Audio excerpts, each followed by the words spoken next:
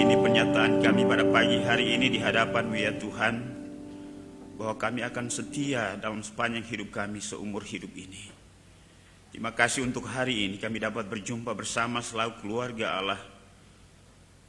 Kami telah mengekspresikan sukacita kami, syukur kami, pujian penyembahan kami yang dibarengi dengan lagu-lagu yang kami telah nyatakan. Kiranya semuanya ini merupakan kesadaran kami dan pengalaman kami dengan Tuhan.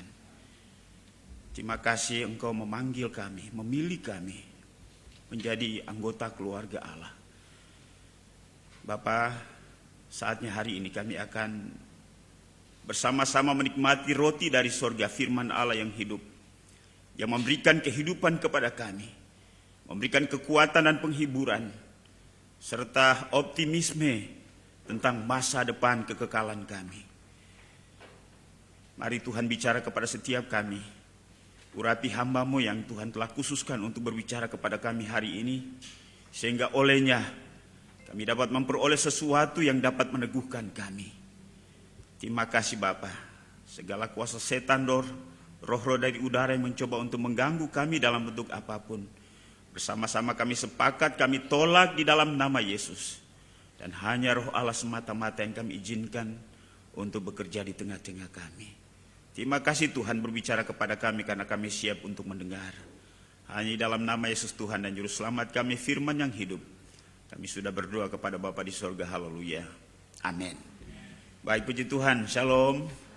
Selamat pagi Bapak Ibu jemaat yang kekasih dalam Tuhan Yesus. Pertama-tama saya bersyukur kepada Tuhan untuk kesempatan ini. Dan terima kasih untuk Bapak Gembala, Pak Pendeta Yopi Sihombi yang memberikan kesempatan buat saya untuk menyampaikan firman Tuhan bagi kita sekalian pada pagi hari ini. Nama saya Pendeta Melkior Hadi, ya. Saya dari Gereja Kemah Injil Indonesia. Kalau tidak salah sebenarnya kalau di kawasan Indonesia Timur, Gereja Kemah Injil Indonesia dengan GKKK itu sering ada kerjasama. Khususnya saya sebenarnya orang Sulawesi tapi besar di Ambon, ya. Jadi di Ambon ada salah satu gereja Kristen Kalam Kudus juga di kota Ambon, dan waktu itu pernah Pak Hendrik Cam Salawane, ya. Mungkin itu sudah senior, saya tidak tahu apakah beliau masih ada atau sudah almarhum. Tapi ya saya tidak asing dengan gereja Kristen Kalam Kudus, ya. Baik, ya itu sekedar pengenalan saya. Kita akan mulai karena waktu saya hanya 30 menit, ya. Mari saya ajak kita sekalian untuk membuka bagian firman Tuhan yang terambil dalam kitab Injil Yohanes pasal 12. Kita akan baca ayat 25 sampai dengan ayat yang ke-28. Yohanes pasal 12 ayat 25 sampai dengan ayat yang ke-28. Saya akan membacakan bagi kita sekalian. Demikianlah bunyi firman Tuhan. Barang siapa mencintai nyawanya, ia akan kehilangan nyawanya. Tetapi barang siapa tidak mencintai nyawanya di dunia ini, ia akan memeliharanya untuk hidup yang kekal. Barang siapa melayani aku, ia harus mengikut aku. Di mana aku berada, di situ pun pelayanku akan berada. Barang siapa melayani aku, ia akan dihormati Bapa. Sekarang jiwaku terharu, dan apakah yang akan kukatakan? Bapa, selamatkanlah aku dari saat ini. Tidak, sebab untuk itulah aku datang ke dalam saat ini. Bapa, muliakan namamu. Maka terdengarlah suara dari sorga. Aku telah memuliakannya, dan aku akan memuliakannya lagi. Demikian jauh pembacaan firman Tuhan pada pagi hari ini.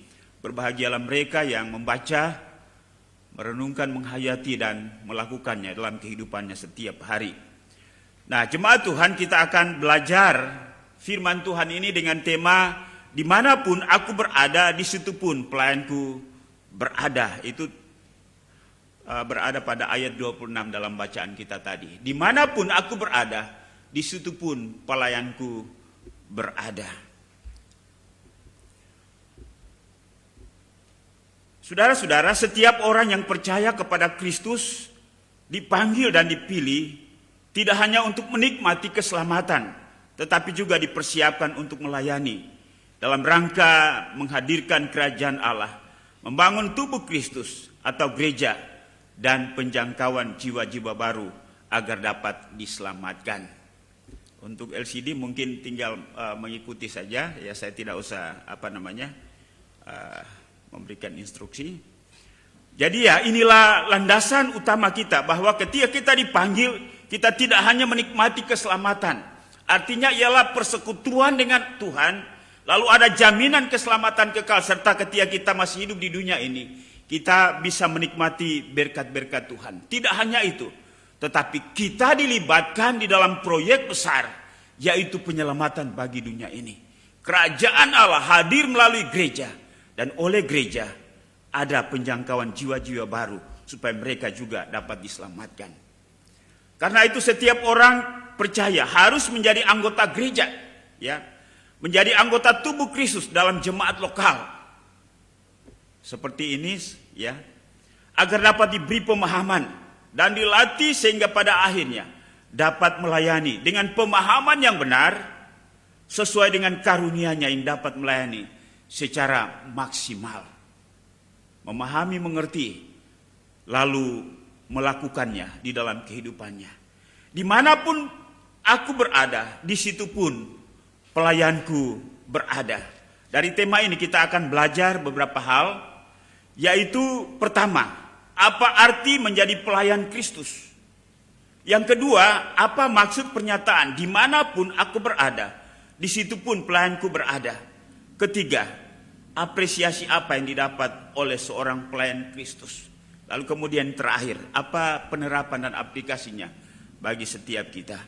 Nah, model khotbah seperti ini menolong saya untuk membatasi saya sehingga saya tidak kemana-mana.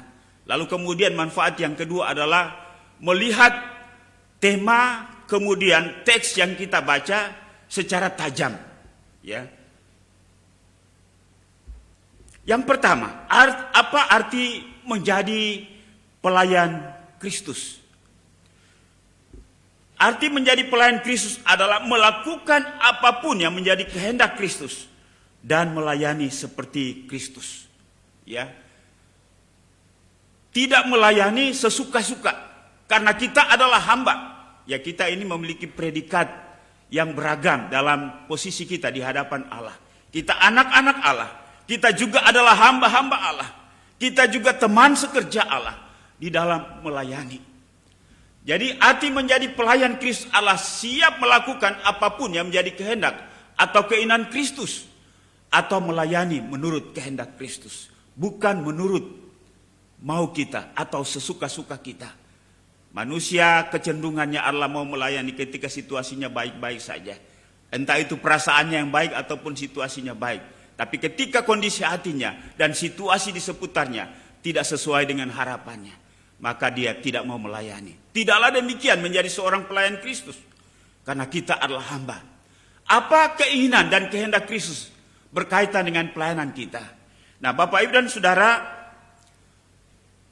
salah satu bentuk relasi kita dengan Yesus adalah Tuhan, ya, atau Tuhan dan hamba. Yesus adalah Tuhan kita, kita adalah hambanya. Yesus adalah Tuhan dan kita adalah hamba. Sebagai hamba kita memiliki kewajiban mutlak untuk melakukan apapun yang diamanatkan atau dikehendaki oleh Kristus sebagai Tuhan kita.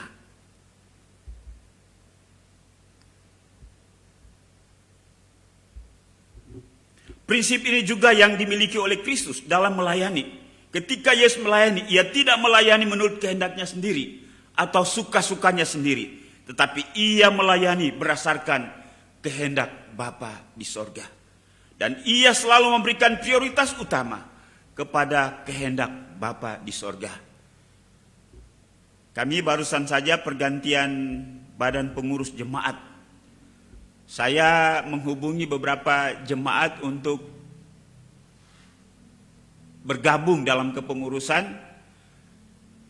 Banyak yang menolak, ya, alasan A, B, C, D dan lain-lain sebagainya. Tapi saya melihat bahwa memang jemaat melayani masih mau-maunya sendiri, tidak menempatkan diri sebagai hamba. Ketika kita percaya kepada Kristus sebenarnya, saat itulah kita menempatkan diri sebagai hamba. Hamba artinya ialah bahwa Ia melakukan apa yang jadi kehendak tuannya, bukan kehendaknya. Dan kebanyakan orang Kristen, walaupun menyebut dirinya hamba Tuhan, tapi ia menjadi hamba bagi dirinya sendiri. Menjadi hamba bagi egonya, menjadi hamba bagi kesenangannya, menjadi hamba bagi kepentingannya. Padahal bukan ini yang menjadi prinsip Kristus. Dalam Yohanes pasal 4 ayat 34, Yesus berkata, makananku ialah melakukan kehendak Dia yang mengutus aku dan menyelesaikan pekerjaannya. Makananku melakukan kehendak Dia. Artinya ialah bahwa Kristus menempatkan kehendak Bapa di sorga sebagai prioritas utama di bawah kepentingannya. Dan kepentingan Bapa itu di atas. Dan seharusnya seperti inilah sikap kita. Kemudian dalam Yohanes pasal 6 ayat 38. Sebab aku telah turun dari sorga bukan untuk melakukan kehendakku, tetapi untuk melakukan kehendak Dia yang telah mengutus aku. Inilah prinsip seorang pelayan Kristus. Mungkin saya bisa ganti kalimat ini dengan redaksi lain. Saya percaya, saya mengikut, saya melayani Tuhan. Bukan untuk melakukan kehendakku, tetapi untuk melakukan kehendak Kristus. Jadi Yesus melayani bukan suka-suka Dia. Demikian pun juga dengan kita. Ketika kita melayani, kita tidak melayani dengan suka-suka kita, tetapi melayani sesuai dengan kehendak Tuhan. Dalam gereja ada pemimpin-pemimpin, gembala, nabi, guru, penginjil. Mereka yang diberikan amanat oleh Tuhan. Dan mereka merupakan anugerah bagi gereja untuk memimpin dan menempatkan setiap anggota gereja untuk melayani sesuai dengan karunia-Nya. Sehingga semua anggota jemaat melayani sesuai dengan karunia-Nya. Inilah sikap hati dan sikap hidup dari seorang pelayan Kristus. Seorang pelayan Kristus telah menyerahkan semua kehendak dan kepentingannya di bawah kehendak dan kepentingan Kristus.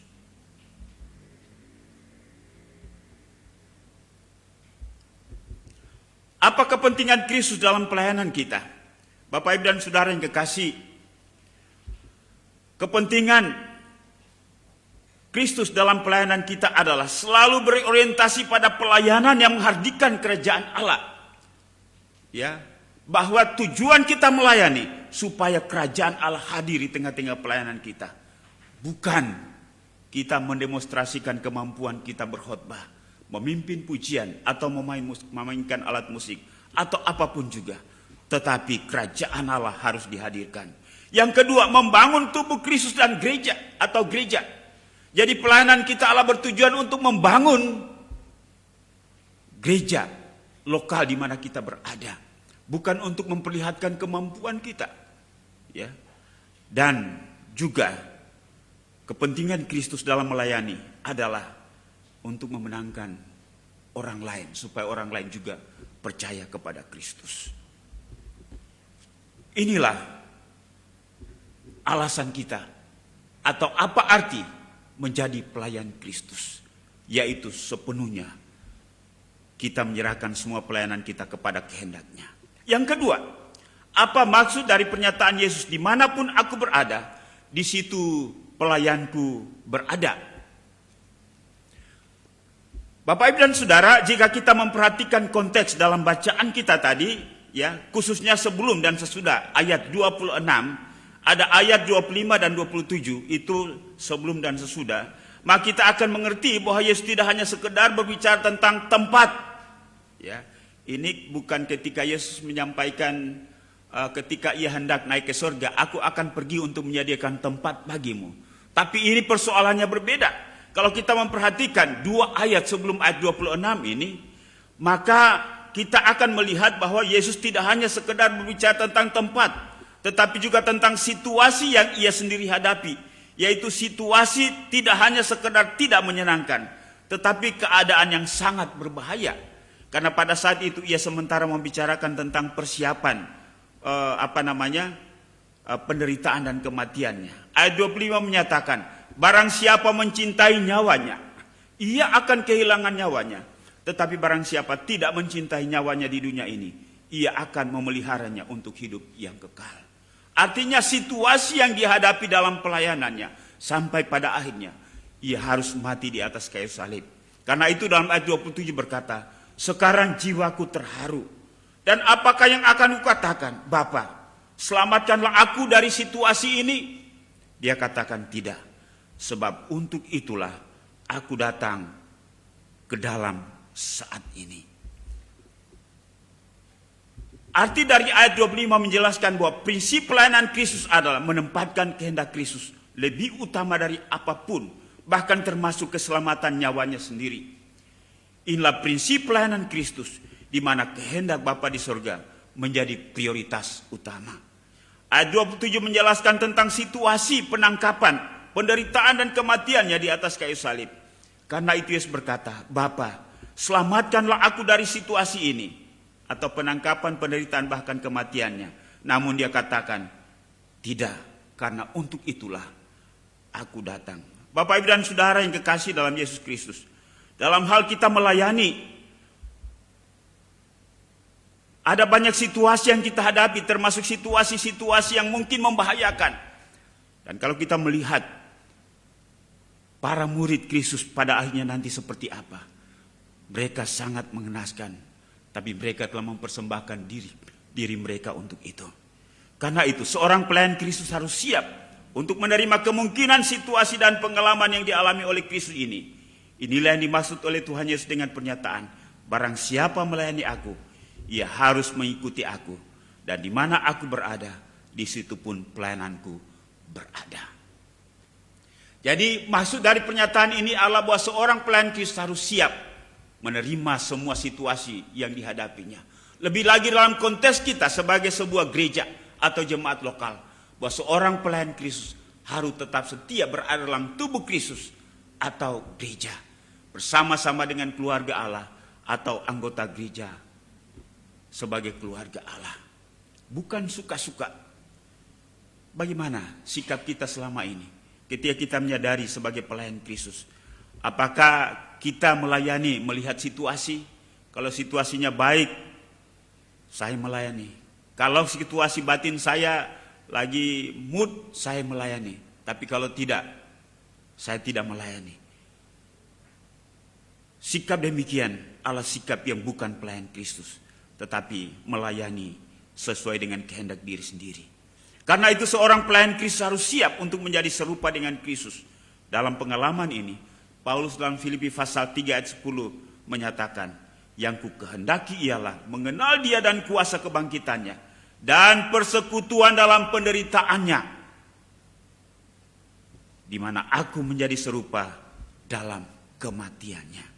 Bapak, Ibu, dan Saudara, seorang pelayan Kristus telah menanggalkan kepentingan dirinya, egonya, lalu menempatkan kepentingan Kristus lebih utama daripada apapun. Saudara, bagaimana sikap kita sebagai pelayan Kristus dalam jemaat ini? Apa kita melayani masih suka-suka kita? Atau kita menempatkan diri sebagai hamba Kristus? Sebagai hamba Kristus, maka yang kita kedepankan bukan mau kita, bukan keinginan kita, bukan rasa nyaman kita, bukan kepentingan kita, tetapi kehendak Kristuslah. Walaupun demikian, bahwa melayani Kristus tidaklah sia-sia. Ada apresiasi yang akan diperoleh seorang pelayan Kristus. Kalau kita memperhatikan dalam ayat yang ke-26, bagian B, firman Tuhan berkata, barang siapa melayani aku, ia akan dihormati Bapa. Ini menjelaskan tentang apresiasi, penghargaan. Pertanyaannya, apresiasi apa yang diperoleh seorang pelayan Kristus? Tuhan Yesus berkata, barang siapa melayani aku, ia akan dihormati Bapa. Inilah apresiasi seorang yang dapat melayani Kristus yang sejati, yaitu penghormatan dari Bapa. Kata dihormati memiliki makna, memperoleh pengakuan. Kita diakui, ya. Kita memiliki status, memiliki nilai yang tinggi di mata Allah. Kita ibarat seperti permata yang sangat berharga. Inilah kualitas seorang pelayan Kristus di mata Allah Bapa di sorga. Jika kita siap melayani bersama dengan Kristus, melayani sesuai dengan kehendak Kristus, dan melayani seperti Kristus melayani. Roma 8 ayat 17 menyatakan, Dan jika kita adalah anak, maka kita juga adalah ahli waris. Maksudnya orang-orang yang berhak menerima janji-janji Allah, yang akan menerimanya bersama-sama dengan Kristus. Yaitu jika kita menderita bersama-sama dengan Dia, supaya kita juga dipermuliakan bersama-sama dengan Dia. Ya, kita tidak siap berkorban untuk Tuhan yang kita layani, maka Ia juga tidak akan memberikan penghargaan itu kepada kita. Siap mengalami kesulitan, maka kita juga siap untuk memperoleh kemuliaan bersama-sama dengan Kristus. Bapak, Ibu, dan Saudara, apa yang menjadi kesimpulan kita pada hari ini tentang seorang pelayan Kristus yang selalu bersama-sama dengan Kristus? Pelayan yang berada di tempat Kristus atau bersama-sama dengan Kristus adalah yang pertama, pelayan yang melayani di dalam kehendak Kristus, bukan kehendak pribadinya. Yang kedua, pelayan yang berada di tempat Kristus atau bersama-sama dengan Kristus adalah pelayan yang siap untuk menghadapi situasi sulit demi kebesaran kerajaan Allah, demi pembangunan tubuh Kristus, dan demi pemenangan atau penjangkauan jiwa-jiwa yang masih terhilang. Dan yang ketiga, pelayan yang berada di tempat Kristus atau bersama-sama dengan Kristus adalah pelayan yang pasti akan memperoleh penghormatan dari Bapa di sorga. Ketika saya barusan saja menyelesaikan studi, saya melayani di tempat yang bagus di Papua. Lalu kemudian tiba-tiba ada sebuah surat dari gereja di mana saya berasal, ya. Masih sama-sama Gereja Kemahiran Injil Indonesia, tetapi saya melayani di Papua senang, ya, karena ya saya masih muda waktu itu, dibekali dengan fasilitas apa yang menjadi kebutuhan pada dasarnya sebagai seorang manusia, ya. Tiba-tiba ada sebuah surat yang datang bahwa saya ditempatkan di Sulawesi Tengah. Karena di Sulawesi Tengah itu ada sebuah jemaat yang gembalanya telah meninggalkan jemaat itu sudah 1 tahun. Dan jemaat itu ya sudah mulai banyak yang pergi, dan yang beribadah hanya 1-2 orang karena hanya dipimpin oleh badan pengurus jemaat. Hati saya memberontak. Kenapa mereka tidak katakan ya musyawarah dulu dengan saya, ya? Karena saya sadar bahwa waktu saya studi juga ya, biaya studi saya ya bukan dari organisasi. Nah, itu yang membuat saya memberontak pada waktu itu. Tapi ketika saya bergumul dengan rasa tidak suka dengan panggilan itu, Tuhan mengingatkan saya bahwa kalau saya melayani Kristus, berarti saya harus menempatkan kehendak Kristus di atas semuanya.